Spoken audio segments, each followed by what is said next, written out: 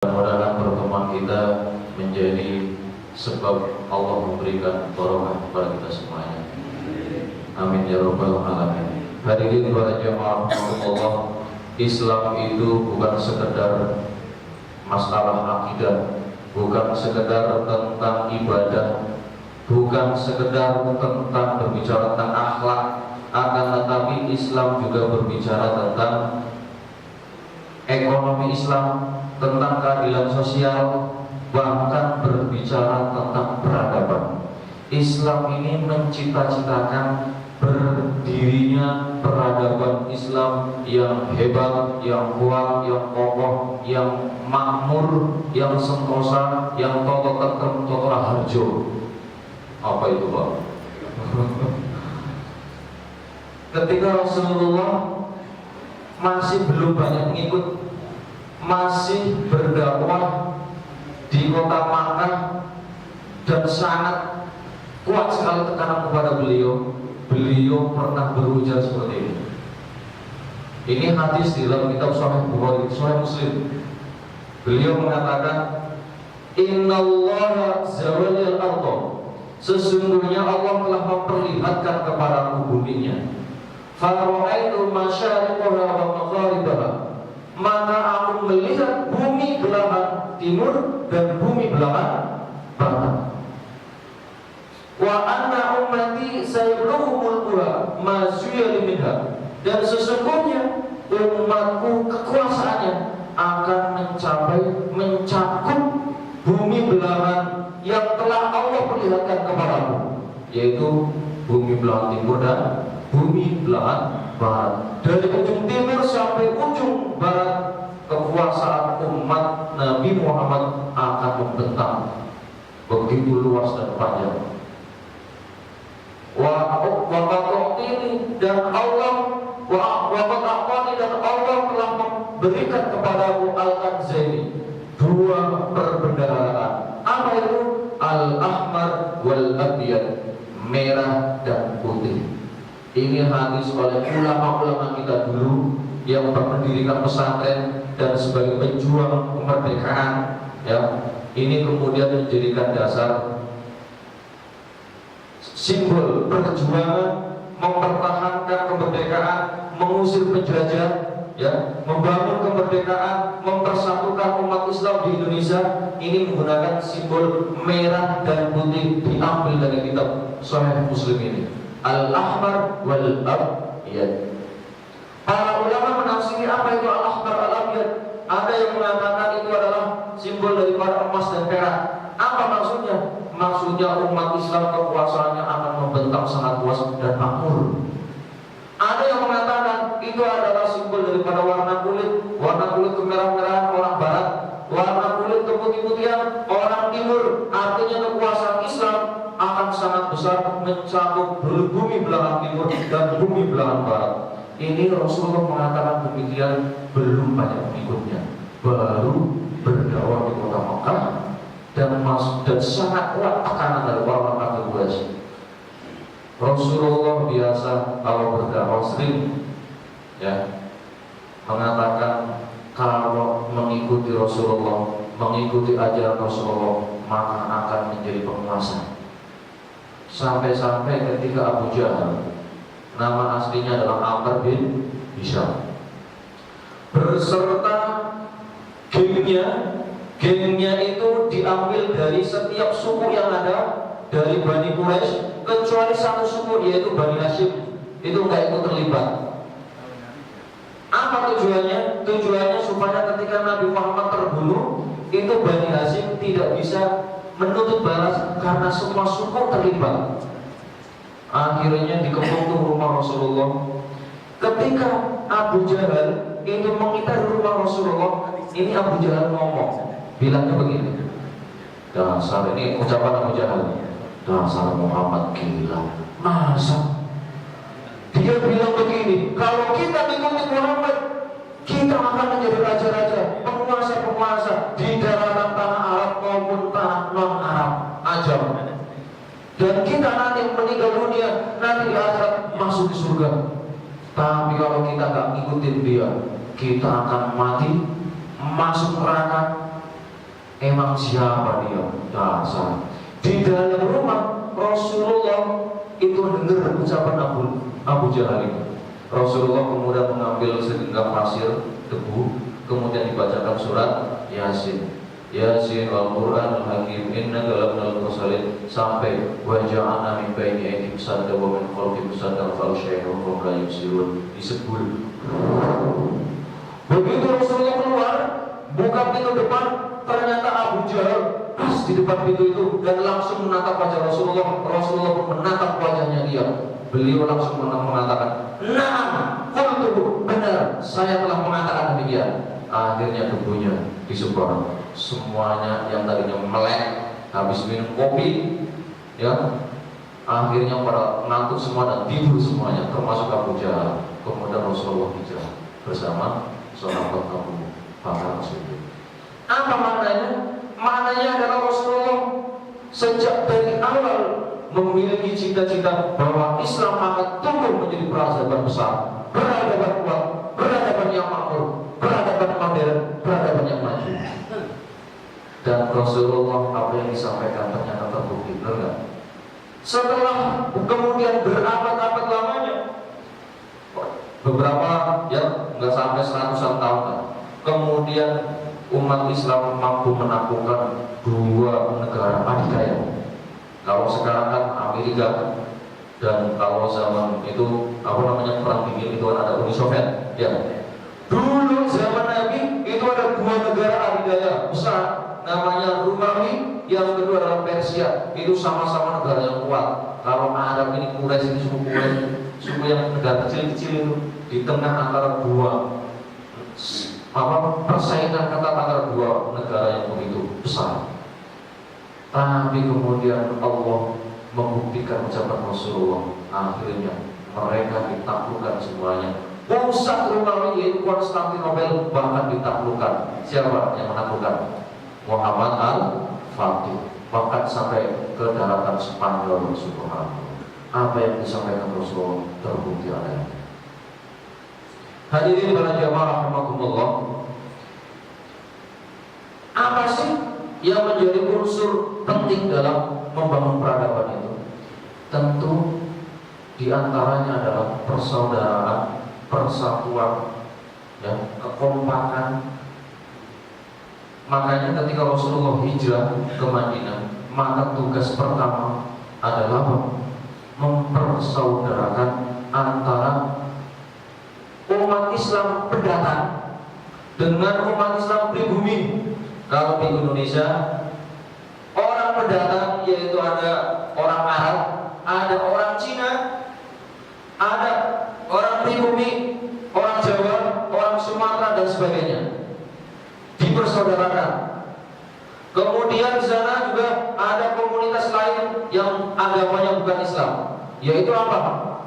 Yahudi ada, Nasrani juga ada. Akhirnya Rasulullah mencoba membuat persatuan antar seluruh komponen yang ada, termasuk suku-suku yang ada dalam satu perjanjian. Rasulullah bikin perjanjian namanya Piagam Madinah. Apa ini Piagam Madinah? Piagam Madinah intinya adalah bagaimana suku-suku yang ada, agama-agama yang berbeda yang ada pada saat itu bisa kompak membangun kekuatan bersama. Membangun kekuatan bersama, menjaga tanah air. Rasulullah menjadikan negaranya sebagai negara Madinah. Negara Madinah itu adalah Madaniyun, Madinatun, Tamadun, itu artinya peradaban. Rasulullah tidak menjadikan namanya sebagai negara Islam itu enggak, tapi diistilahkan dengan negara Madinah. Ini konsep ini kemudian diadopsi oleh ulama-ulama kita pendiri Republik ini dengan merumuskan Pancasila. Dan Pancasila itu adalah untuk mempersatukan seluruh suku-suku yang ada, termasuk perbedaan agama yang ada, semuanya ada bersatu di dalam perjanjian yang namanya Pancasila. Alhamdulillah, dengan Pancasila negara Indonesia aman. Meskipun beda agama, meskipun banyak suku-suku, banyak bahasa, Mungkin di dunia ini nggak ada negara yang paling jelimet perbedaannya kecuali Indonesia. Tapi Indonesia bisa menerapkan prinsip yang Rasulullah bangun pertama kali ketika di Madinah, yaitu membangun persatuan dan kesatuan umat. Maka di Indonesia alhamdulillah kita harus bersyukur Pancasila ini warisan dari para ulama yang menjadi mengambil keteladanan dari Rasulullah, dan alhamdulillah Pancasila bisa mempersatukan umat di Indonesia, mempersatukan agama-agama seluruh di Indonesia. Kita harus mempertahankan. Nah, ketika ada orang, mereka kan kemudian banyak yang masuk Islam, ya. Islam hadir di Madinah, mereka semuanya banyak yang masuk Islam. Akhirnya ada orang lapor kepada Rasulullah, ya Rasulullah, saya sudah masuk Islam, keluarga pada masuk Islam, tapi saya punya anak. Ini namanya, bapaknya ini namanya Hasim dari Bani Salim bin Auf. Lapor matur pada Rasulullah, lapor, ya Rasulullah, saya punya 2 anak. Anak saya ini dulu sebelum kami mengenal Islam biasa pergi ke negeri Syam, di sana berdagang, berjualan zaitun. Karena di sana Romawi, agamanya Kristen, akhirnya terpengaruh masuk agama Kristen. Nah, saya pengen dia itu masuk Islam, wahai Rasulullah. Saya paksa, gimana tuh caranya? Saya pengen dia masuk Islam. Apa sikap Rasulullah? Ternyata yang jawab bukan Rasulullah, Allah langsung. Apa? Turun seketika itu ayat La ikraha fid-din qad tabayyana ar-rusydu minal ghayy. Tidak ada paksaan dalam agama. Sungguh telah jelas mana yang benar, mana petunjuk, dan mana yang kesesatan. Artinya apa? Kalau orang Kristen, ya, kita dakwai, silakan dakwai, tapi jangan pernah memaksakan kehendak supaya dia masuk Islam. Mengapa? Karena urusan agama tidak ada paksaan dalam agama. Makanya kalau di ISIS kemudian apa? Ketika Irak dikuasai oleh ISIS, kemudian itu yang apa? Orang-orang Kristen Koptik ya, tradisional Kristen di sana beribu-ribu tahun sudah berdiam di situ. Ternyata dipaksa, dibawa atau dengan pedang, dibawa atau dengan senjata, harus masuk Islam, kalau enggak keluar atau diusir atau maka dibunuh. Ini ya Allah Rabbi, ini enggak sesuai dengan apa yang dicontohkan oleh Rasulullah. Urusan agama lakun dinukum waliyadin, bagimu agamamu, bagiku agamamu. Silakan. Yang penting apa? Berbeda. Yang penting kita saling menghormati. Silakan agama kalian ibadah dengan sebaik-baiknya. Saya Islam, agama saya Islam, kalian harus menghormati saya sebagai Muslim, harus menjaga saya beragama Islam dan beribadah sesuai dengan agama Islam. Tidak boleh ada campur aduk dalam masalah agama.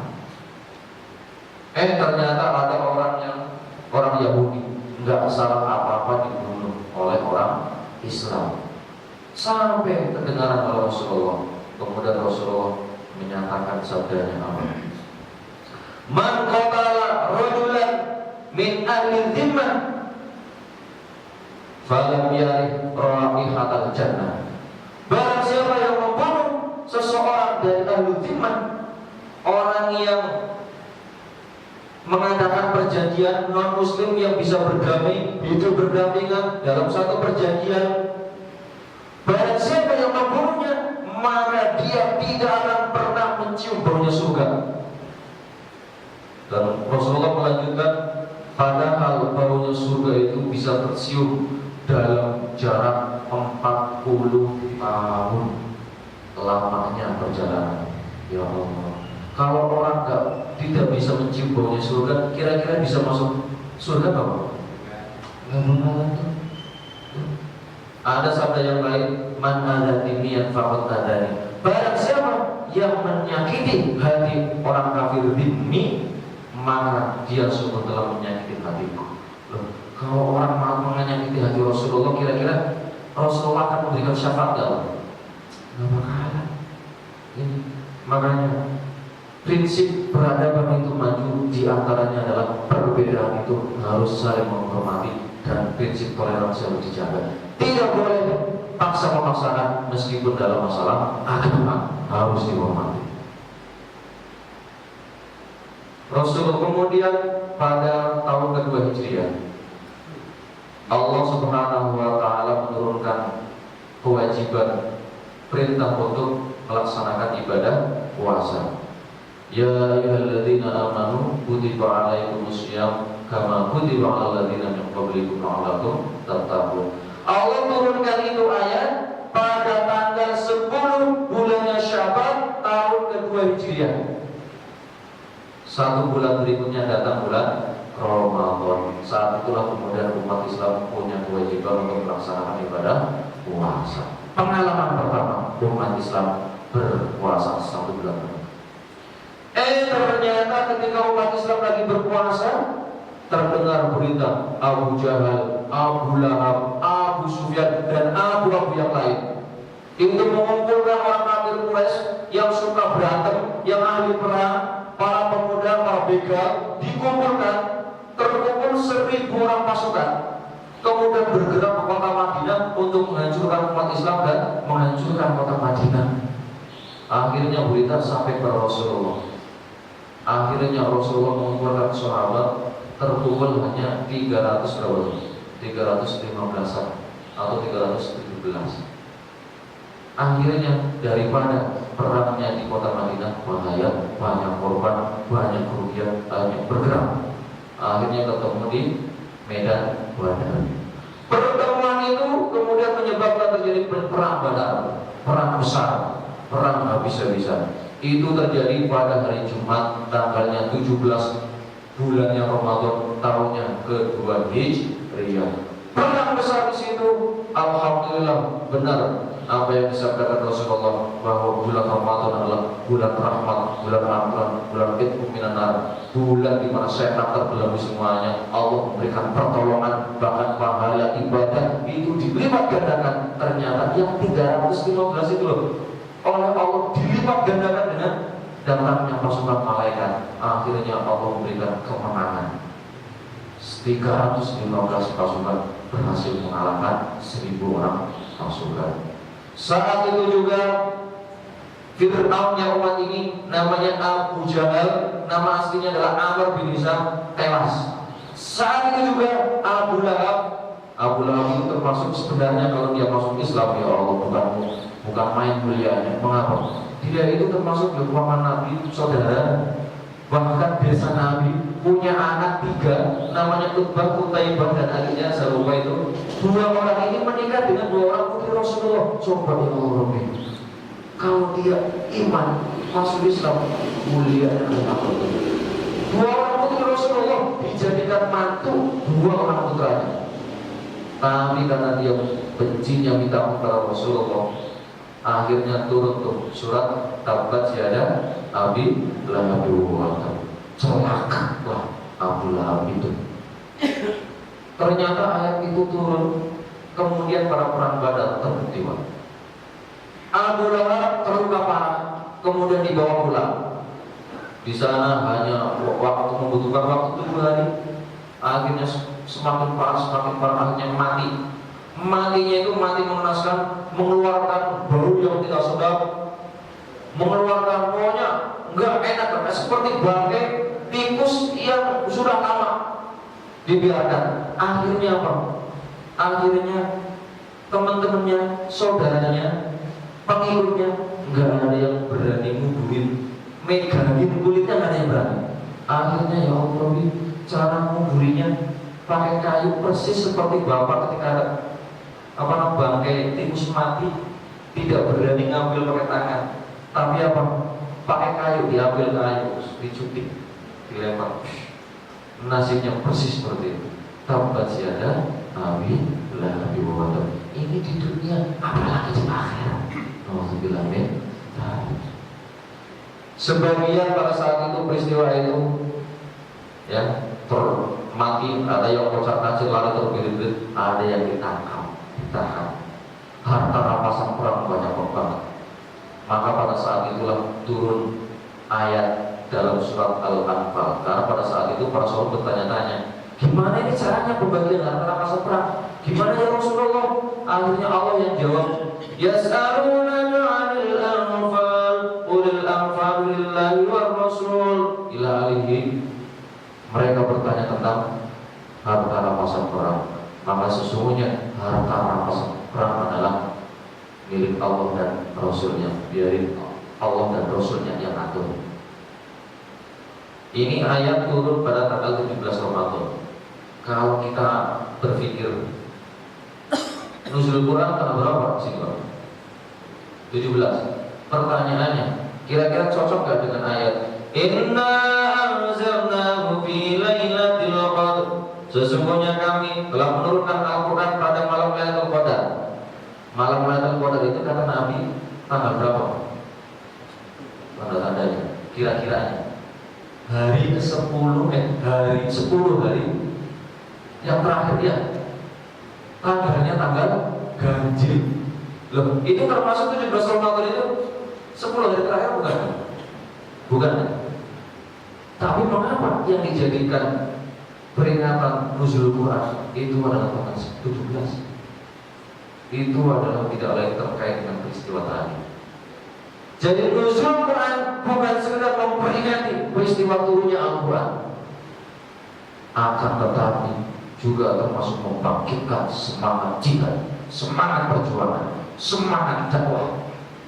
Karena pada saat itulah terjadi peristiwa perang Badar. Meskipun umat Islam lagi berpuasa, tapi dengan berkat rahmat Allah, mereka pada berpuasa, Allah memberikan kemenangan besar. Ini penting kita angkat. Supaya apa? Supaya kita nyadar, oh iya benar, ternyata berpuasa semangatnya adalah semangat jihad. Makanya ISIS itu kemarin menyalahgunakan kesempatan ini, memberikan fatwa kewajiban berjihad pada bulan Ramadan. Jihad mereka mah jihad hawa nafsu. Mengapa? Karena nggak sesuai dengan akhlak Rasulullah. Orang Islamnya dibunuh, ya. Bukan hanya orang Islam, kuburan yang kagak ngerti apa-apa, kagak salah apa-apa, kagak ada urusan dengan mereka, dibom. Kuburannya Nabi Yunus, ya, Allah diratakan dengan tangan tidak Allah. Nah, hadirin para jamaah rahimakumullah, sebagian dari musuh-musuh Allah itu kemudian menjadi tahanan perang. Ada kisah menarik. Di antaranya yang tahan perang itu adalah namanya Al-Walid bin Walid bin Mughirah. Walid bin Walid Al-Mughirah ini ditangkap, dibawa ke Madinah, dijadikan tahanan perang. Tapi pada saat itu oleh Rasulullah berwasiat, tolong diperlakukan dengan baik untuk tahanan perang. Akhirnya apa? Ini Al-Walid bin Walid bin Mughirah supaya bebas itu biasanya harus ditebus. Saudaranya datang dari kota Makkah. 2 orang, namanya Khalid bin Walid. Yang Khalid bin Walid terkenal ya, itu kemudian masuk Islam, ya, menjadi panglima akhirnya. Pada perang Uhud ini adalah biang kerok, orang yang kemudian mampu memukul mundur pasukan Rasulullah. Ini cerdas sekali. Ini Khalid bin Walid datang ke Madinah bersama saudaranya namanya Amr bin Walid. Datang dengan membawa uang tebusan 40.000 dinar. Berapa itu dirupiahkan? Oh, banyak sekali, itu nggak tahu dah saya. Datang ke Madinah, kemudian memberikan tebusan untuk membebaskan Al-Walid bin Walid adiknya. Setelah dibayar tebusannya, kemudian dibawa pulang. Di tengah perjalanan antara Makkah dan Madinah, istirahat di suatu tempat, di suatu kampung. Ternyata ketika istirahat 2 orang saudaranya ini Al-Walid bin Walid kabur. Dicari karena ketemu. Begitu dicari, kagak ketemu, akhirnya mereka barangkali kembali ke Madinah. Ayo disusul kembali ke sana. Ternyata benar, Al-Walid bin Walid yang asalnya tadi menjadi tahanan perang, ternyata kembali lagi setelah dibebaskan. Bahkan dibebaskan dengan uang tebusan 40.000 dinar. Akhirnya ditanya, sampai kenapa sih kok bisa kesini lagi, balik lagi? Wah, udah dibebasin kok, gak mau balik lagi ke musuh-musuhmu. Apa jawaban dia? Loh, saya sudah masuk Islam. Kaget langsung.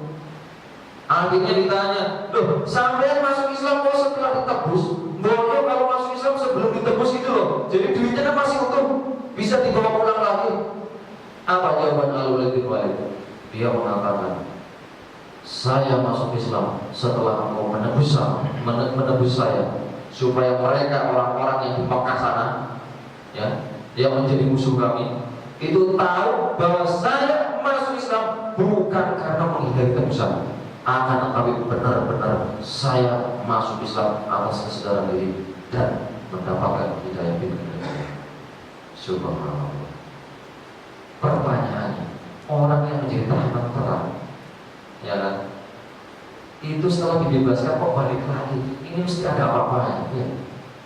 Mesti ini kepincut dengan akhlaknya Rasulullah, akhlaknya para sahabat, meskipun menjadi tahanan perang, tapi diperlakukan sama manusiawi. Akhirnya karena kepincut, karena jatuh cinta dengan akhlak Rasulullah, akhlaknya para sahabat, akhlaknya para tentara muslimin, meskipun ditahan tapi mereka berbuat baik secara manusiawi, diperlakukan secara luar biasa, terhormat. Akhirnya masuk Islam. Beda dengan ISIS, ya Allah. Ya, kita anggap malah dibakar. Pilot itu, ya Allah. Beda. Hadirin para jamaah rahimahullah. Akhirnya ini orang dirayu, udah kamu pulang aja. Ini khawatir, nanti dia apa-apain. Enggak apa-apa, mau kami kan saudara kamu, kakak kandung. Udah gak apa-apa di sana, ada saudara, gak apa-apa. Kamu masuk Islam gak apa-apa. Akhirnya dirayu-rayu, akhirnya mau kembali ke kota Makkah. Dia sudah Islam tapi mau kembali ke kota Makkah. Apa yang terjadi kemudian? Sampai di sana ternyata orang itu ditangkap, dirantai, dan dikasih makan bubur ini.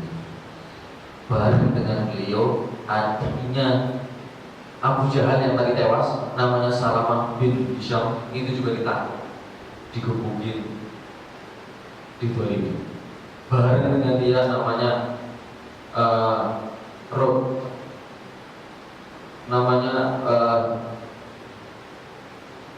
saya lupa satunya, Ibnu Abi Rabi'ah. Ini orang ditangkap, ya, dizalimi. Kemudian berita ini sampai kepada Rasulullah. Akhirnya Rasulullah mengadu kepada Allah Subhanahu wa taala. Aduan beliau itu beliau panjatkan pada Allah ketika beliau sholat Isya dan sholat subuh, yaitu dalam bentuk qunut nazilah. Setiap sholat Isya dalam Sahih Bukhari dan Muslim, sholat Isya dan sholat subuh, beliau sebelum, ya, atau setelah rukuk, sebelum sujud, beliau kemudian mengangkat tangan. Dalam doanya beliau, Allahumma najji Ayyas bin Abi Rabi'ah wa Salamah bin Hisham wa najji al-Walid bin Walid. Ya Allah, selamatkanlah Walid bin Walid, selamatkanlah Ayyas bin Abi Rabi'ah, dan selamatkanlah Salamah bin Hisham, dan selamatkanlah al-mustad'afina minal mu'minin di Makkah. Selamatkanlah orang-orang yang beriman yang masih ada di Makkah, yang mereka orang-orang lemah yang saat ini dizalimi. Ya Allah, selamatkan semuanya. Wasyubat ala mudur. Ya Allah, ada kaum mudur yang suka mencaci maki kami, memusuhi kami yang sangat luar biasa, sangat melampaui batas. Ya Allah, timpakanlah musibahmu atas mereka. Waj'al sinihim kasinina Yusuf, dan jadikan tahun-tahun mereka persis seperti tahun-tahunnya Nabi Yusuf. Yaitu apa? Pajak. Akhirnya suku mudur, ya Allah, nggak kena hujan selama 7 tahun, nggak ada yang tumbuh-tumbuhan yang tumbuh, semuanya pada mati. Binatang ternak pada mati, nggak ada yang dimakan kecuali satu yang tumbuh, namanya rumput, tumbuh di padang pasir, namanya rumput khaldora. Mereka makannya makan rumput. Ya Allah, berkat doanya Rasulullah. Akhirnya mereka nyadar, mereka memberikan mengirim utusan kepada Rasulullah minta maaf dan sebagainya. Akhirnya Rasulullah memohonkan turun hujan kepada Allah. Akhirnya Allah memberikan turun hujan. Hadirin para jamaah rahimakumullah, itu terjadi pada bulan Ramadan. Kemudian, ya, kita meloncat tahun ke-5 Hijriah. Pada saat itu bulan puasa juga, orang-orang pada berpuasa. Ternyata Abu Sufyan dan abu-abu yang lain, makanya kalau saya sebutin semuanya, ternyata namanya abu-abu ya. Kalau di sini ada orang yang bangga banget disebut abu, ya, dipanggil abu, itu nggak jaminan itu orang Islam sebenarnya. Lo ngaku-ngaku itu menjadi musuh bebuyutan Rasulullah itu banyak.